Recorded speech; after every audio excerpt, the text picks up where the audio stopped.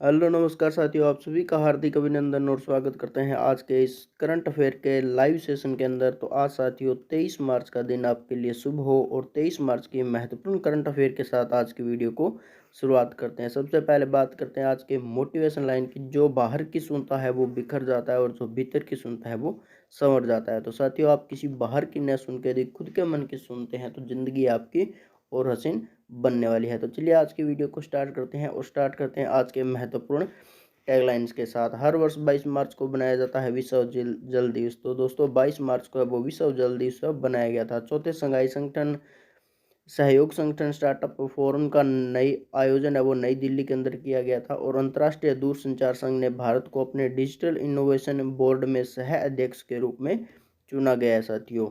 उसके बाद में बात करते हैं INS तीर और INS Sujata Bharat Mozambique Tanzania IMT trial lateral literal अभ्यास के आगामी दूसरे संस्करण में भाग लेने वाले हैं। प्रसिद्ध भारतीय नृत्यांगना डॉक्टर उमा रेल्ले को महाराष्ट्र गौरव सम्मान से सम्मानित किया गया था। वो गुथिंग यूरोपीय देश के पहले अश्वेत के नेता बने हैं साथियों। उसके बाद में अरविंद कपिल को पूनावाला किनकॉर्प के नए प्रबंधन के रूप में मुख्य कार्यकारी अधिकारी के रूप में नियुक्त किया गया है। रिजर्व बैंक ऑफ इंडिया ने एडवांस इंटरेस्ट रेट कर कुछ नियमों का पालन न करने पर DCB बैंक और तमिलनाडु मर्केंटाइल बैंक पर जुर्माना लगा दिया है। पृथ्वी विज्ञान मंत्री किरेन रिजिजू को खाद्य प्रसंस्करण उद्योग मंत्रालय का अतिरिक्त प्रभार दिया गया है। उसके बाद साथियों बात करते हैं आज के हमारे पहले प्रश्न के साथ कि हाल में भारत ने पहली बार 2+2 रक्षा और विदेश मंत्रिस्तरीय वार्ता किन दो देशों के मध्य हुई है साथियों। तो ऑस्ट्रेलिया के अंदर, USA, रूस और ब्राजील के मध्य। तो हाल ही में भारत ने पहली बार 2+2 रक्षा और विदेश मंत्रिस्तरीय वार्ता किन दो देशों के मध्य की गई है साथियों। तो इसका सही आंसर हो जाएगा option number D. Option number D आपका करेक्ट आंसर हो जाएगा साथियों। ब्राजील के मध्य है वो मंत्री स्तरीय वार्तालाप की गई है, जिसके अंदर यदि ब्राजील का आएगा तो ब्राजील के 2 मंत्री होंगे, जिसमें रक्षा मंत्री और विदेश मंत्री शामिल होगा, और 2 ही भारत के होंगे, जिसमें एक रक्षा मंत्री और एक विदेश मंत्री शामिल होगा। तो ऑप्शन नंबर डी इसका करेक्ट आंसर हो जाएगा साथियों। बढ़ते हैं आज के अगले प्रश्न की तरफ। हाल ही में US ने पेट्रोल से चलने वाली कारों की बिक्री पर कब से प्रतिबंध लगाने की घोषणा की है। वर्ष 2025, वर्ष 2030, वर्ष 2035 और वर्ष 2040। तो हाल ही में US ने पेट्रोल से चलने वाली कारों की बिक्री पे है वो सन 2035 के अंदर है वो उन पे चलने वाली कारों पे है वो बिक्री लगा दी गई है। और भारत इस टारगेट को पूरा करने के लिए 2070 तक है वो इस टारगेट को है वो पूरा कर लेगा साथियों। अगला प्रश्न है साथियों हमारा, हाल ही में IOC ने किस देश के एथलीटों को पेरिस ओलंपिक खेलों में उद्घाटन समारोह में राष्ट्र की परेड में भाग लेने पर रोक लगा दी गई है। रूस, बेलारूस, इजराइल और A और B दोनों को। तो इसका सही ऑप्शन है वो डी आंसर हो जाएगा साथियों, क्योंकि रूस और बेलारूस दोनों को है वो इसके अंदर भाग लेने के लिए मना कर दिया है। और यदि वो भाग लेते हैं तो उनका राष्ट्रगान नहीं बजता है और उनका झंडा है वो काम में नहीं आने वाला है। रूस और बेलारूस को इसके अंदर बैन कर दिया गया, क्योंकि यूक्रेन के अंदर जो युद्ध हुआ था, इस युद्ध का मुख्य कारण है वो बेलारूस और रूस रहा था। और रूस द्वारा है वो बेलारूस ने वो रूस की सहायता की थी, इसी कारण इसको है वो बैन कर दिया गया है। तो इसके अंदर ये व्यक्तिगत रूप से उसके अंदर खेल सकते हैं, लेकिन उनके मेडलों के लिए यदि उनको किसी प्रकार की जीत मिलती है तो उन पे उनके झंडों को किसी प्रकार से वहाँ पे फहराने नहीं दिया जाएगा और उनका राष्ट्रगान है वो वहाँ पे नहीं बजने वाला है। तो चलिए आज का अगला प्रश्न है वो स्टार्ट करते हैं। IPL 2024 का पहला मैच कहाँ पे खेला जाएगा साथियों। मुंबई, बेंगलुरु, कोलकाता और चेन्नई। तो आज पहला मैच है 2024 का IPL का जो पहला मैच है साथियों, वो ऑप्शन नंबर डी आपका करेक्ट आंसर हो जाएगा। चेन्नई के तिरुवनंतपुरम के अंदर आज का मैच है वो खेला जाना है। पहला Chennai super king versus Chennai super king और RCB के मध्य है वो मैच है वो आज का होने वाला है साथियों। तो मैच कब होने वाला है इसका चलिए बात करते हैं इसके बारे में।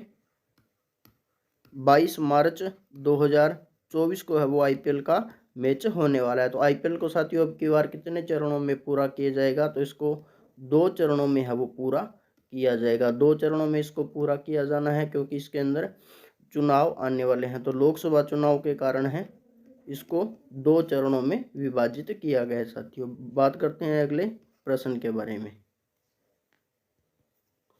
अगला प्रश्न है, हाल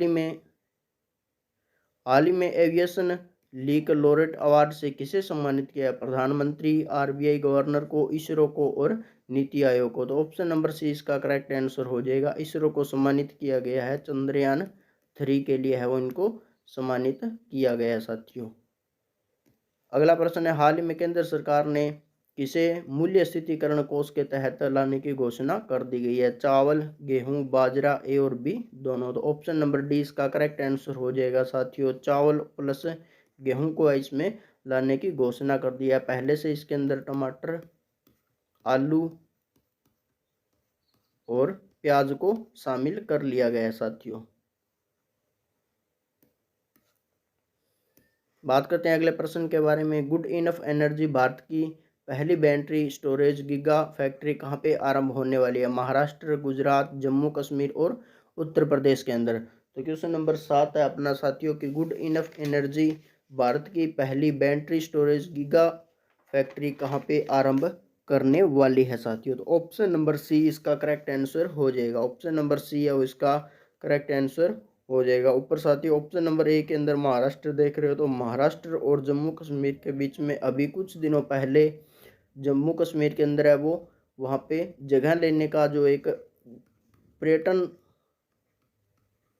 पर्यटन भवन बनाने की बात हुई थी, उसके लिए भारत का पहला महाराष्ट्र राज्य बन जाएगा जो जम्मू कश्मीर में ज़मीन या फिर अपनी जगह है वो लेने वाला है। तो वहाँ पे पर्यटन भवन बनाने की उनकी योजना है। साथियों तो अगला प्रश्न साथियों आपके लिए है कि भाषा नेट पोर्टल किसके द्वारा लॉन्च किया गया है? शिक्षा मंत्रालय, गृह मंत्रालय, वित्त मंत्रालय, इलेक्ट्रॉनिक और आईटी मंत्रालय के द्वारा। तो क्वेश्चन नंबर 8 का करेक्ट आंसर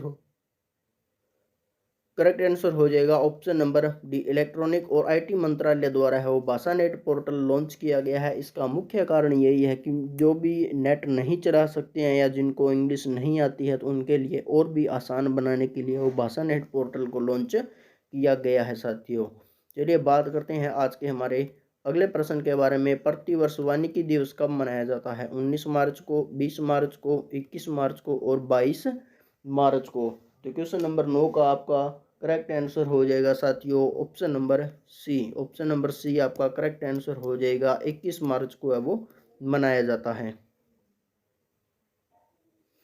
21 मार्च को यह बनाया जाता है और सर्वप्रथम पहली बार इसको कब बनाया गया था साथियों? तो वो बनाया गया था 2012 में। 2012 में इसकी घोषणा होती है और प्रतिवर्ष 21 वर्ष को है वो विश्व वानिकी दिवस के रूप में है वो मनाया जाता है। साथियों बात करते हैं अगले प्रश्न के बारे में। आज का अगला प्रश्न साथियों, हाल ही में बांधों नहरों में पानी की वास्तविक समय की जानकारी के लिए पोर्टल लॉन्च करने वाला पहला राज्य कौन बना है? पंजाब, राजस्थान, हरियाणा और गुजरात। तो ऑप्शन नंबर बी इसका करेक्ट आंसर हो जाएगा। साथियों राजस्थान है वो देश का पहला ऐसा राज्य बन गया है जो बांध नहरों में पानी की वास्तविक समय की जानकारी के लिए वो पोर्टल लॉन्च करेगा।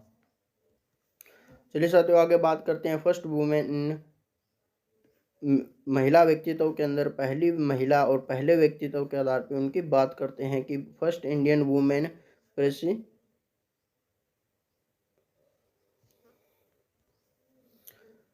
और आगे बात करते हैं साथियों first Indian women personality, Bharat की पहली महिला व्यक्तित्व के बारे में। स्टैटिक जी के साथियों जल्दी से इसको निपटान करते हैं। ओलंपिक पदक जीतने वाली कर्णम मल्लेश्वरी, एयरलाइन पायलट है वो दुर्बा बनर्जी, अंतरिक्ष में जाने वाली पहली महिला कल्पना चावला, माउंट एवरेस्ट पर चढ़ने वाली बछिंद्री पाल है साथियों ये बछिंद्री पाल, अंग्रेजी चैनल में तैरने वाली महिला आरती शाह है।